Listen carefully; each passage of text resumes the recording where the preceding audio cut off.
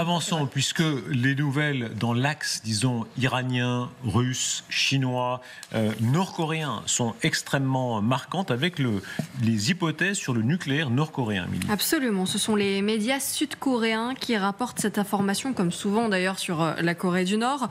Voici ce qu'elles ont rapporté avant-hier. L'armée du pays a détecté que la Corée du Nord continuait de s'armer et la Corée du Nord est en train de s'offrir un nouveau joujou. Vous allez nous dire si c'est dangereux, général. La Corée du Nord semble avoir commencé à construire un nouveau sous-marin qui pourrait être doté d'une propulsion nucléaire. Alors un sous-marin propulsé par un réacteur nucléaire, à quoi ça sert précisément ? Là, visiblement, c'est certainement pas la photo du sous-marin parce qu'ils ne l'ont pas encore fait, mais on peut penser que ce sont des sous-marins pour avoir ensuite des sous-marins nucléaires lanceurs d'engins. Parce que le fait qu'il soit à propulsion nucléaire, en soi, ça le rend plus silencieux.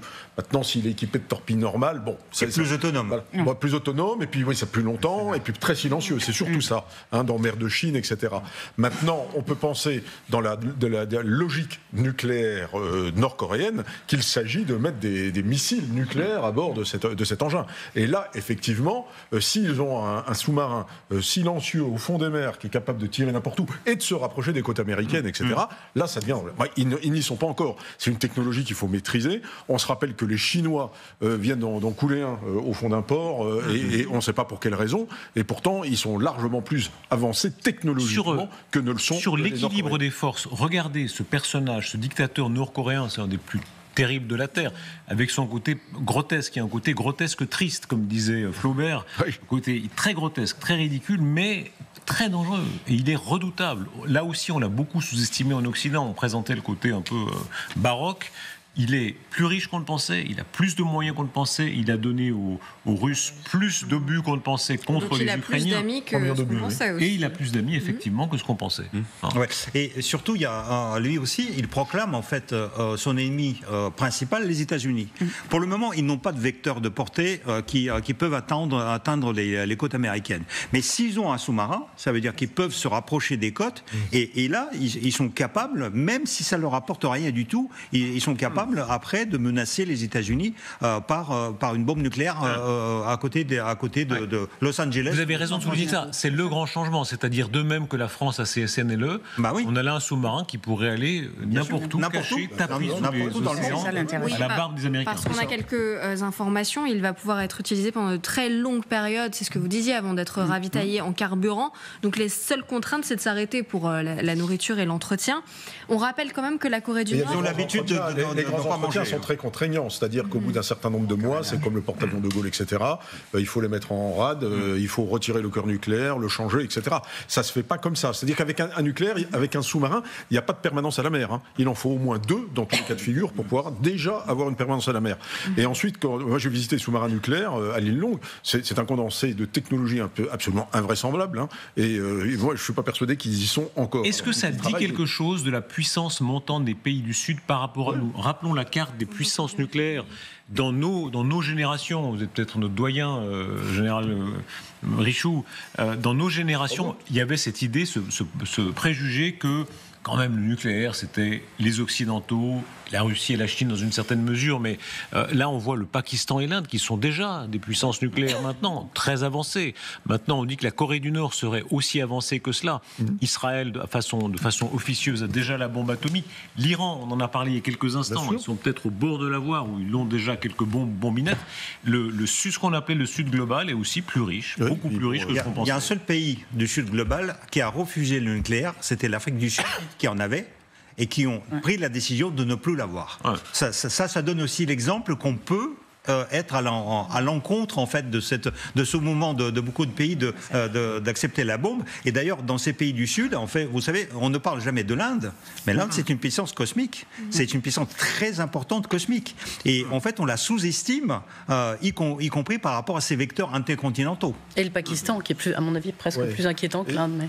C'est la preuve que le nucléaire aujourd'hui est fondamental pour être une puissance, pour être respecté et pour peser. Voilà. Pour la curiosité vérité historique, mon pays, la Suisse, était à 2 doigts de se doter de l'arme nucléaire. Ils ont renoncé aussi. Vous voyez, la sagesse des Sud-Africains. N'oubliez pas que votre pays, c'est aussi l'Iran. Oui, absolument.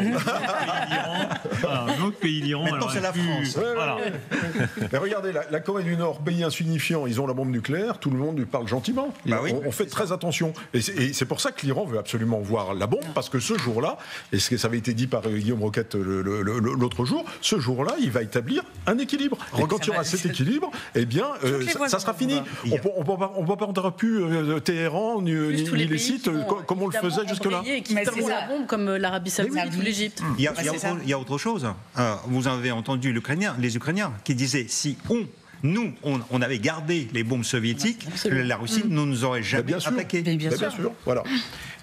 L'horloge de l'apocalypse, ça paraît gaguesque, mais c'est intéressant parce que ce sont ces universitaires américains qui font le compte de manière un peu artificielle, bien sûr, mais la proximité avec le risque d'une conflagration mondiale. Et ce qui est intéressant, c'est le nombre de secondes, évidemment, liées aux années. Alors, d'après eux, dans leur calcul, qui est une sorte d'analyse comme ça générale, on est maintenant on s'est rapproché de 90 secondes de l'apocalypse. 1 minute et demie. Et il faut voir les années, parce que 1947, c'est l'après-guerre, c'était les grands espoirs de la réunion universelle. Tout le monde allait se donner la main et faire la paix. Là, il y avait plus de temps. L'année 91, regardez, 17 minutes. C'était la chute de l'Union soviétique. Il était tout jeune à l'époque, Sergueï Girnov. Tout le monde croyait que ce serait la paix universelle. Vous vous souvenez, Sergueï ? Oui, tout à fait. Vous y croyez vous aussi à l'époque ? Oui, mais en fait, 1991, 17 minutes, parce qu'en fait, c'est pour la première fois on a constaté que les deux grandes puissances nucléaires, en fait les États-Unis, sur d'ailleurs l'initiative des États-Unis, ont vraiment diminué le nombre de têtes nucléaires et ont commencé les vrais programmes de diminution de nombre nucléaire. Parce que je vous rappelle que dans les années 50, les deux pays possédaient jusqu'à 60 000 têtes nucléaires. Et là, actuellement, on est à 1500. Ça veut dire, par rapport aux années 50, rien du tout. Et puis après, l'arrivée de Poutine, ça nous a relancé. Encore une fois, ça peut paraître humoristique, mais Guillaume Roquette, c'est vraiment intéressant parce que on a là le cours de l'histoire avec toutes les illusions qu'on a pu avoir. Effectivement, en 91, on disait à l'époque que ce serait la fin de l'histoire. Hein.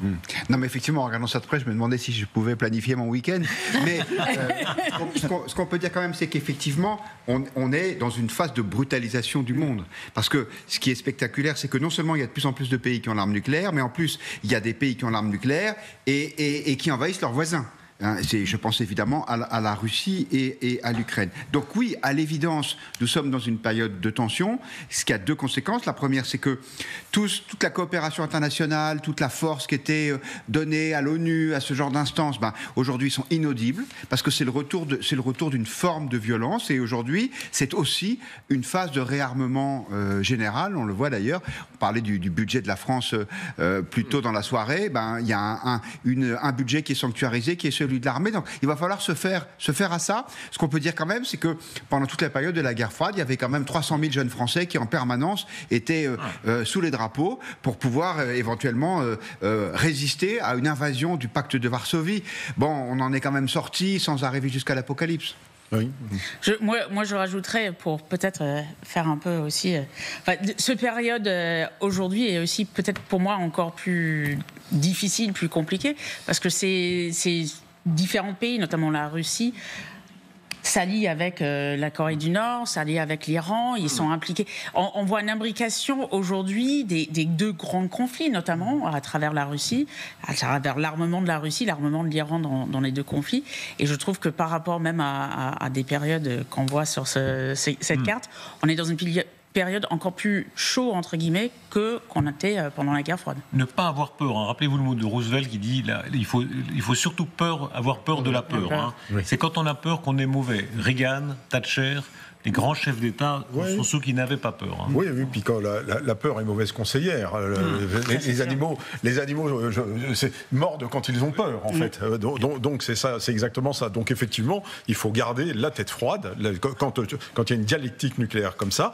Et puis n'oublions pas que par rapport à ces années 90, 2000, etc., aujourd'hui, il y a la puissance chinoise qui monte. Donc ils sont en train de monter leur potentiel nucléaire d'une manière considérable. Maintenant, ils en sont à je sais plus combien. À 350. 350 350 et ça, bientôt 500. Alors, ils ne cherchent pas forcément la parité, mais ça vient Ah bah, plus, si. c'est plus tout à fait neutre. Le but,